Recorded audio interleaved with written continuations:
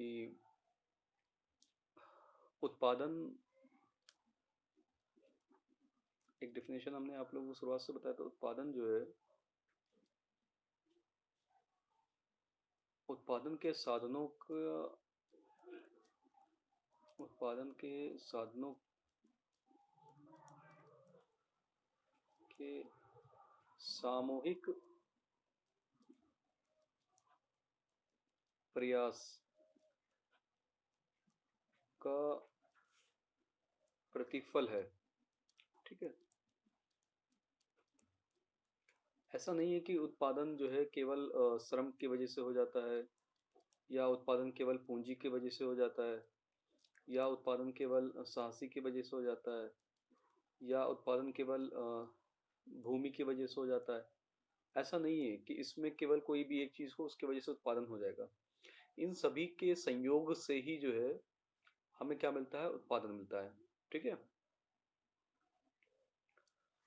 तो इन सभी को जब हम एक जगह पे इकट्ठा करेंगे, इन सभी को जब एक कॉम्बिनेशन बनेगा, उस कॉम्बिनेशन से हमें आउटपुट के रूप में उत्पादन मिलेगा। ठीक है, अब सवाल ये उठता है कि जो श्रम है, पूंजी है, साहसी है, भूमि है ना, इन सब की मात्रा इन सब की मात्रा कितनी हो, इन सब की मात्रा कितनी हो। तो मात्रा कितनी होने का मतलब ये होगा कि जैसे हमें किसी चीज का उत्पादन करना हुआ, मान लो हमें जो है पेन का उत्पादन करना हुआ, तो पेन का उत्पादन करने के लिए जो है, पेन का उत्पादन करने के लिए, है ना, ये समझ लो पेन का उत्पादन है, इसके लिए हमें कितना श्रम चाहिए, कितनी पूंजी चाहिए, साहसी तो एक ही होगा, भूमि कितनी जगह हमें चाहिए, ये चीजें। तो ये चीजें तो सिंगल सिंगल थिंग्स में होती है। मतलब भूमि आपको एक जगह पर्टिकुलर जगह मिल गई, एक पैसा लगाने वाला साहसी मिल गया, ये दोनों चीज हो गया। ठीक है, अब उसके बाद दूसरा जो चीज, जो वेरिएबल चीजें होती है, एक श्रम और दूसरा पूंजी, कि हमें इनकी कितनी कितनी मात्रा चाहिए होता है, क्योंकि साहसी एक ही होता है, मोस्ट मतलब अधिकांश केस में ऐसे ही होता है। अब भूमि भी कोई पर्टिकुलर जगह में मिल गई, हमने वहां प्रोडक्शन स्टार्ट कर दिया। सवाल ये उठता है कि हमें श्रम और पूंजी की मात्रा कितनी चाहिए, या किस अनुपात में चाहिए जिससे हमें पेन का उत्पादन मिल जाए। ठीक है, तो यही मतलब श्रम एवं पूंजी का अनुपात।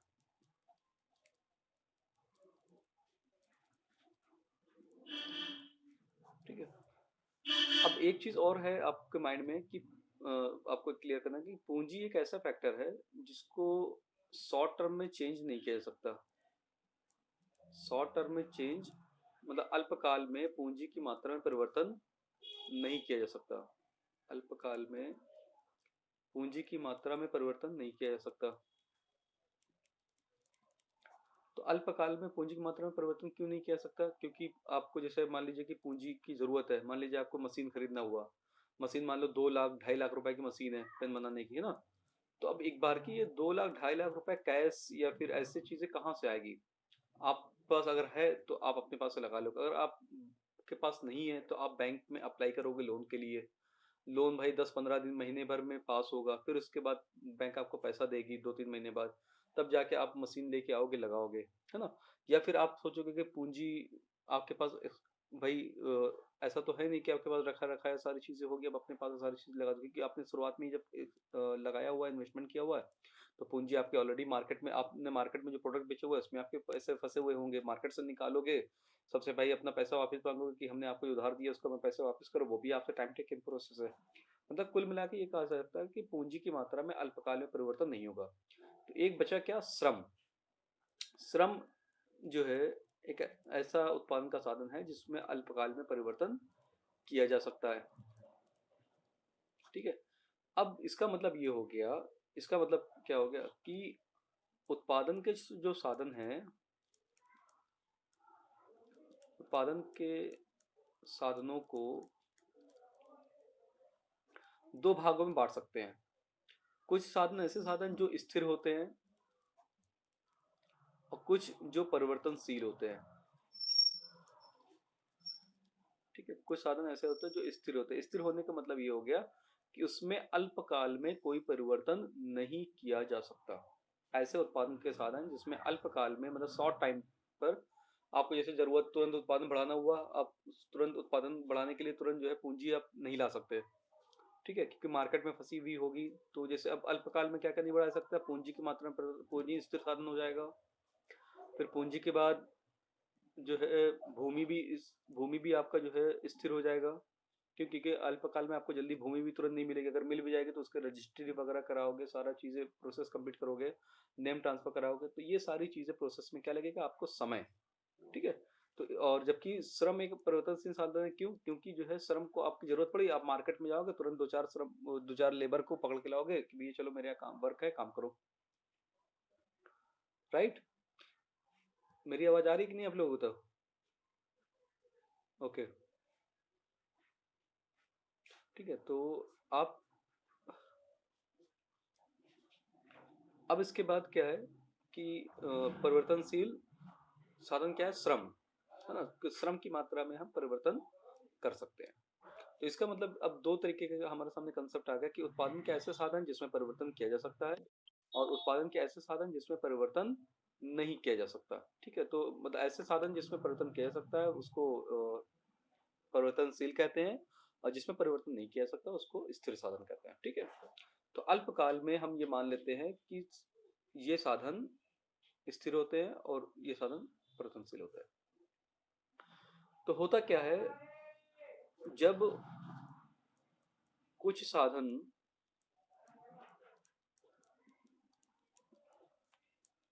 स्थिर होते हैं, जब कुछ साधन स्थिर होते हैं और कुछ परिवर्तनशील होते हैं, ठीक है?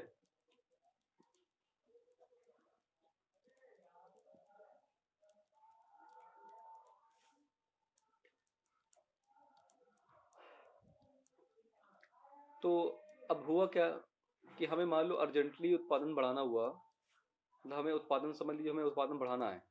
पेन का उत्पादन हमें लगा कि एग्ज़ाम करीब आने वाला है, मार्केट में डिमांड आ जाएगी, हमें उत्पादन बढ़ाना है।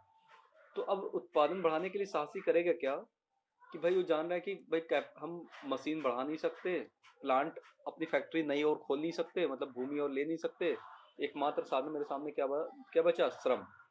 वो बाजार से अधिक श्रमों को किराए पर ले लेगा, मतलब अपने यहाँ दुकान वर्क पे ले आएगा। तो उससे क्या करेगा वो उत्पादन को बढ़ाने की कोशिश करेगा। अब एक चीज़ें ये यहाँ पर दिमाग में आप लोग रख लो कि इसको स्थिर करके जब साधन जो साधन स्थिर है, ठीक है, इसको स्थिर रख के जब वो श्रम की मात्रा मतलब परिवर्तनशील उत्पादन की मात्रा जब वो बढ़ाता जाएगा, तो इससे क्या है उत्पादन हो सकता है कि पहली बार में हो सकता है बढ़ जाए, है ना? फिर दूसरी बार भी हो सकता है चलो बढ़ जाए और ये स्थिर है बार बार, ठीक है? तो क्या हमेशा जब तक वो श्रम बढ़ाता रहेगा क्या उत्पादन बढ़ता रहेगा? बताओ बेटे, जब तक वो श्रम बढ़ाता रहेगा क्या उत्पादन बढ़ता ही रहेगा हमेशा? हम्म?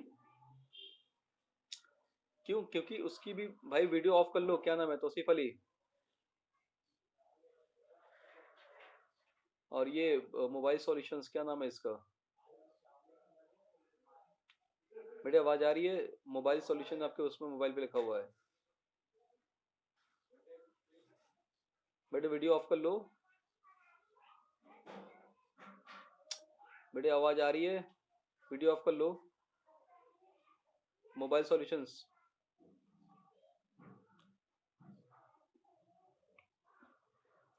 तो क्या है कि श्रम की मात्रा लगातार बढ़ाने पर उत्पादन चलो हो सकता है कि पहले स्तर पे बढ़ जाए, दूसरे स्तर पे बढ़ जाए, लेकिन ऐसा नहीं है कि बार बार आप श्रम की मात्रा बढ़ाते चले जाएंगे आपका उत्पादन बढ़ता चला जाएगा। ऐसा ऐसा हमेशा नहीं होता है, ठीक है?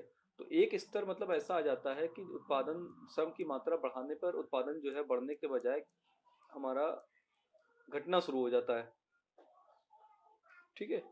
तो ऐसा क्यों होता है? ऐसा इसलिए होता है कि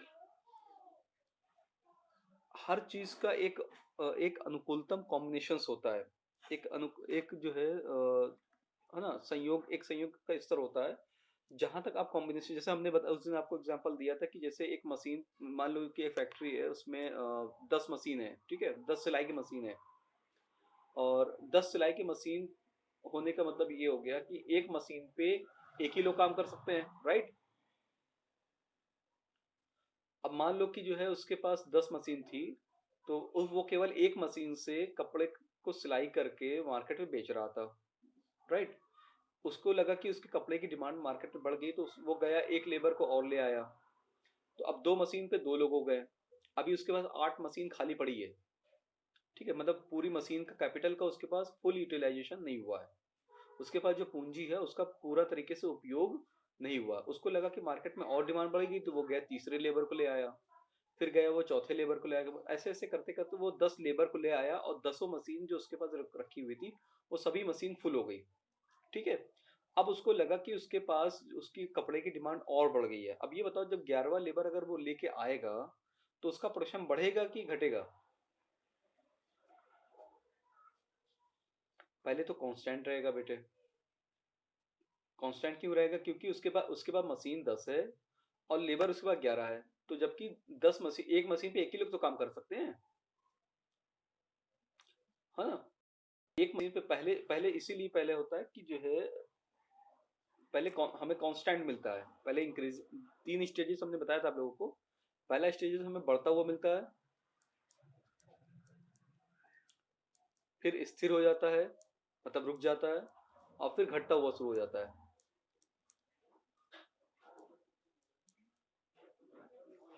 तीन स्थितियां हमारे सामने। पहली स्थिति क्या हो जाएगी, जब वो 10 मशीन तक जब तक पूरी मशीन यूज नहीं हुई थी सही तरीके से, तब तक वो लेबर बढ़ाता गया, तब तक उसका उत्पादन बढ़ता चला गया। फिर उसके बाद उसने जब 11वां लेबर लाया, लेकिन मशीन उसके बाद 10 ही थी, तो अब जाहिर सी बात है कि भाई 10 मशीन पे जितने लोग काम कर सकते हैं उतने लोग ही काम करेंगे। वो 11वां लेबर जो लेके आया, वो जबरदस्ती लेके चला आया, तो उसपे उस 11वें लेबर से जो उसको आउटपुट कुछ नहीं मिलेगा। उसका आउटपुट स्थिर रहेगा, मतलब समान रहेगा। फिर वो मान लो कि जैसे और उसने लेबर बढ़ाना शुरू कर दिया, अब उसको लगेगा कि भाई उससे क्या होगा कि एक हर जो मशीन पे जो लोग काम कर रहे हैं उनमें आपस में झगड़ा होने लगेगा, भाई हम काम करेंगे, भाई हम काम करेंगे। तो एक अनुकूलतम जो कॉम्बिनेशन था, जो संयोग था, जो रेशियो था, वो बिगड़ गया कि भाई एक पे एक काम कर सकते थे, अब एक पे दो लोग काम करने की कोशिश कर रहे हैं, जिसकी वजह से उत्पादन बढ़ ही नहीं रहा है। तो उत्पादन हमारा क्या हो जाएगा, बढ़ने की बजाय घटना शुरू हो जाएगा। ठीक है? और दूसरा एग्जांपल एक आप और देखना चाहो देख सकते हो। जैसे अगर मान लीजिए आपके यहाँ गांव में कोई जमीन वगैरह है, उस जमीन में मान लो 2 लोग काम कर सकते हैं, ठीक है? तो तीसरे को आप ले आओगे जमीन पे वो काम करने के लिए, हाँ? तो आपको भी भाई आपको पता है कि 2 लोगों का यहाँ काम करने का अनुकूलतम एक स्तर है। तीसरे को ले आएँगे, हमारा आउटपुट में कोई इंक्रीज़ नहीं होगा। चौथे को भी ले आओ, 5वें को भी ले आओ।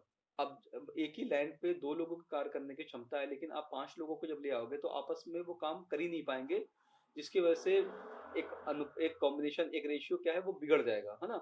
तो उसकी वजह से क्या हो जाएगा, हमारा जो उत्पादन होगा वो घटता हुआ मिलेगा। इतनी बातें समझ में आई?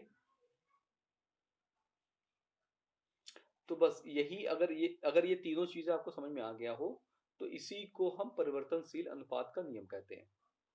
अब इसको एक फॉर्मल लैंग्वेज में आप लोग लिख लीजिए।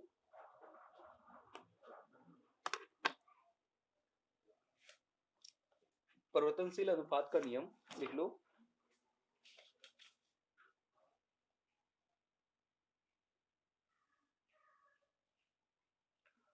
परिवर्तनशील अनुपात का नियम हमें यह बताता है कि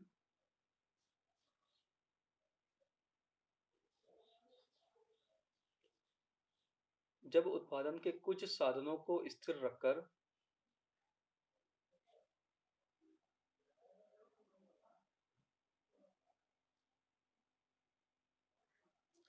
परिवर्तनशील अनुपात का नियम हमें यह बताता है कि जब उत्पादन के कुछ साधनों को स्थिर रखकर, कुछ साधनों को स्थिर रखकर मतलब क्या हो गया, बताओ? मतलब जो फैक्टर, जिन फैक्टरों में, हाँ, कुछ फैक्टर ऑफ प्रोडक्शन ऐसे हैं जिसमें अल्पकाल में कोई परिवर्तन नहीं किया जा सकता, है ना? तो कुछ साधनों को स्थिर रखकर अन्य साधनों में परिवर्तन किया जाता है, अन्य साधनों में परिवर्तन किया जाता है। तो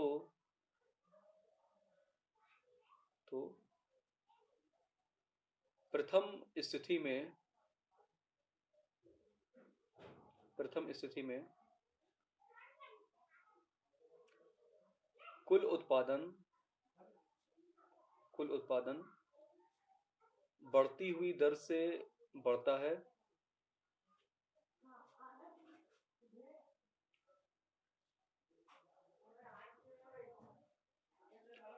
क्योंकि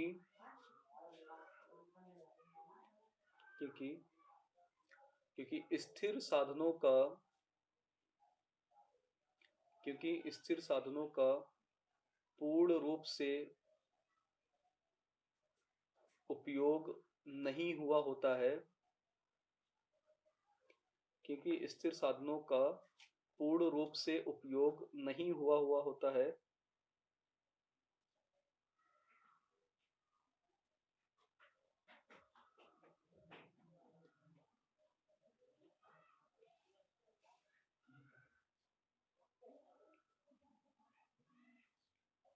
ठीक है, क्योंकि स्थिर साधनों का पूर्ण रूप से उपयोग नहीं हुआ होता है, ठीक है।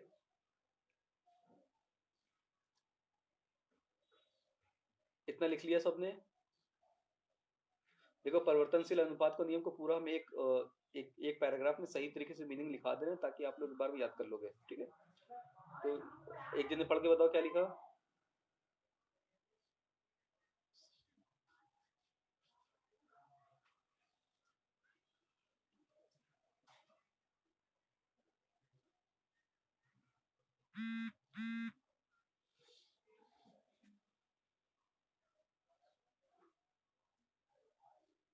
ठीक है।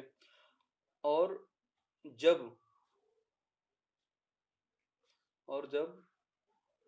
श्रम की और जब परिवर्तनशील साधनों की मात्रा में लगातार वृद्धि की जाती है,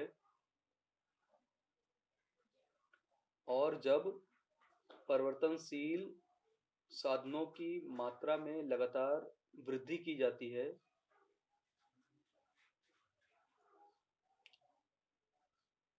तो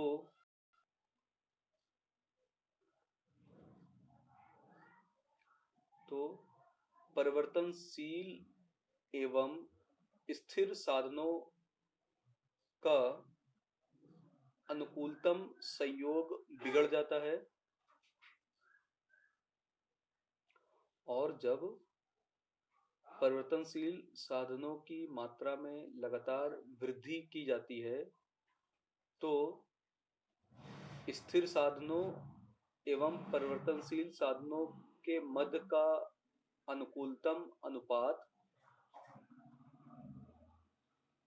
तो स्थिर साधनों एवं परिवर्तनशील साधनों के मध्य का अनुकूलतम अनुपात बिगड़ जाता है,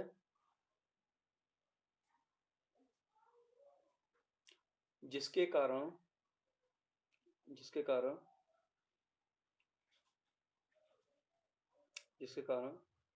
उत्पादन घटती कुल जिसके कारण कुल उत्पादन घटती हुई दर से बढ़ता है।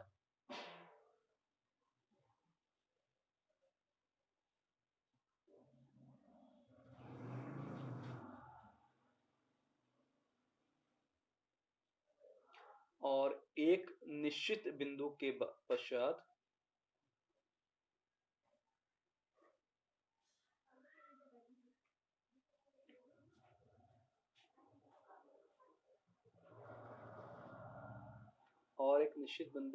यह कुल उत्पादन और एक निश्चित बिंदु के पश्चात कुल उत्पादन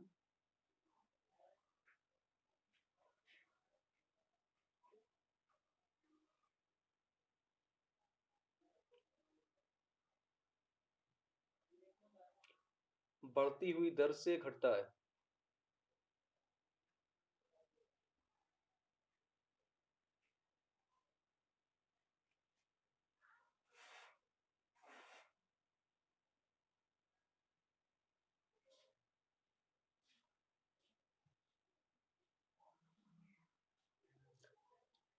इसे हम रेखा चित्र के माध्यम से भी स्पष्ट कर सकते हैं।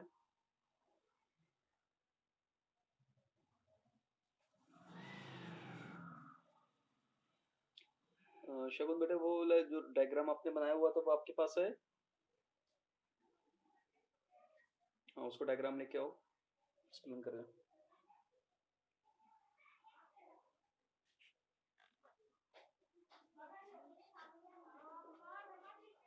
हाँ, हाँ।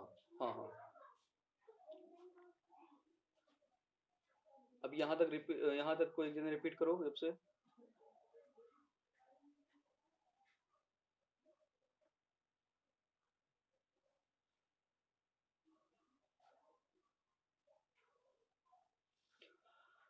बेटे बताओ क्या लिखा है जल्दी से। हुँ, हुँ, स्टार्टिंग से।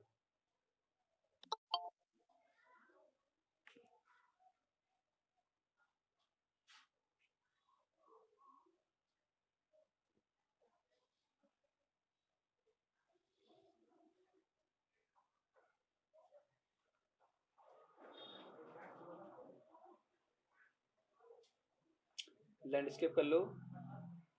पढ़ो, पढ़ो आप आगे।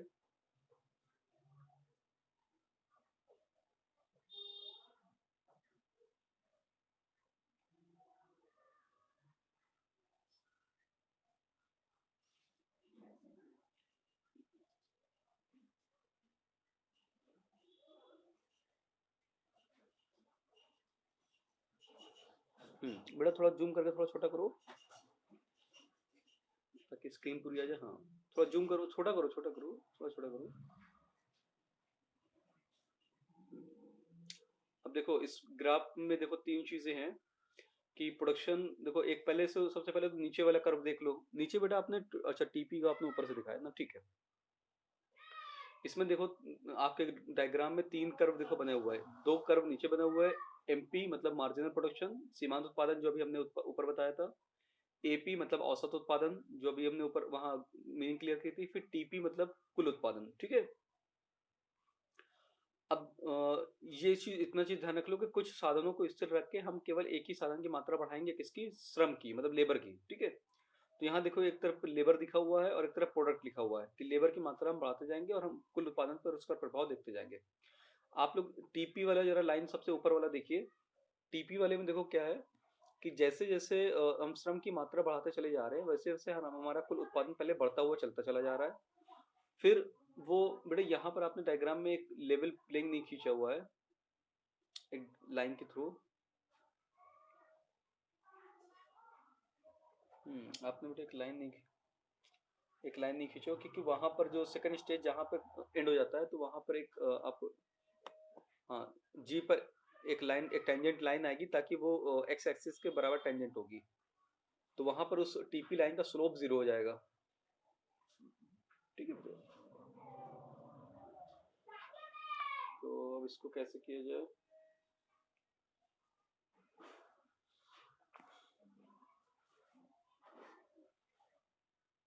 तो चलो इसको जब से एक्सप्लेन करते हैं, इसको अभी हम बनवा देते हैं इसको एक बार फिर से, वहां पे अपनी कॉपी बनवा लेते हैं। ये अभी व्हाट्सएप पे हम ग्रुप पे इसको फोटो फोटो शेयर कर देंगे आप लोग किस तरीके से डायग्राम, केवल यहाँ से समझ लो इसको। अभी हम डायग्राम वहां से सेंड कर देंगे व्हाट्सएप पे। इसमें है क्या कि जो है जो ये टीपी लाइन देखोगे धीरे धीरे वो बढ़ती हुई चली जा रही है। फिर एक स्तर के बाद ये जी पॉइंट के बाद देखोगे ये घटना शुरू हो गया। तो पहला क्या हो गया, पहले तो वो बढ़ता चला गया जैसे जैसे लेबर बढ़ाया। एक अनुकूलतम मतलब जो हमारी पूंजी थी उनका अनुकूलतम जब तक उपयोग नहीं होता तब तक हमारा बढ़ता चला गया। फिर जहां पर हमारा स्थिर साधन और परिवर्तनशील साधनों का अनुकूलतम जब उपयोग हो गया, उसके बाद जब हमने लेबर को बढ़ाना जब शुरू कर दिया ना, तो वो कॉम्बिनेशन हमारा बिगड़ गया, ठीक है। वो संयोग हमारा बिगड़ गया और जिसकी वजह से कुल उत्पादन हमारा मतलब घटने लगा, घटना शुरू हो गया, ठीक है।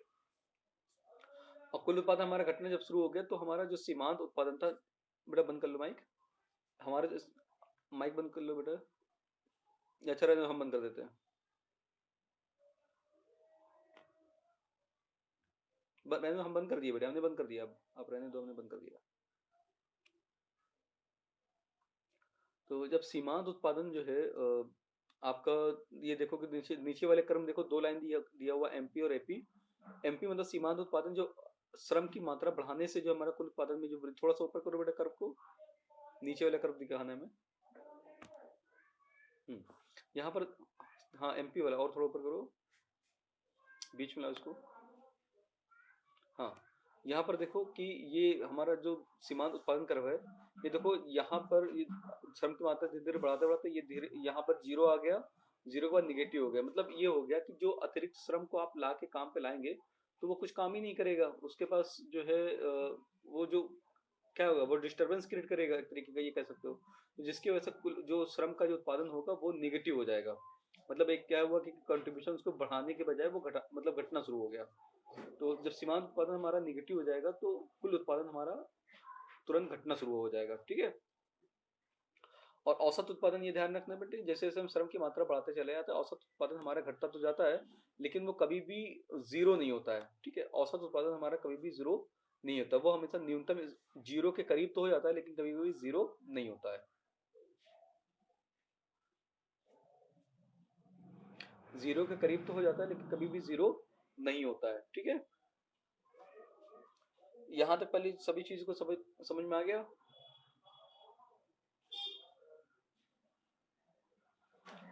बेटे कर्व के बारे में यहाँ पे समझ में आ गया, किसी को दिक्कत?